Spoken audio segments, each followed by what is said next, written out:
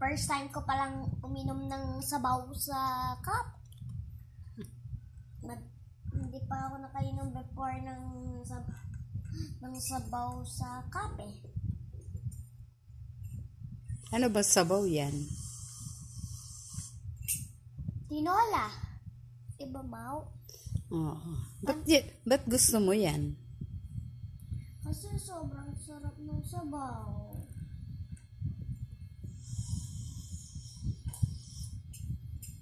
Nakakainit ng katawan. Ganon. Masarap. Nababawasan na ng konti yung lamig ko eh.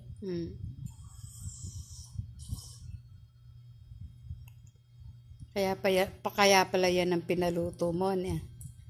Oo nga, Ma. Masarap kasi siya.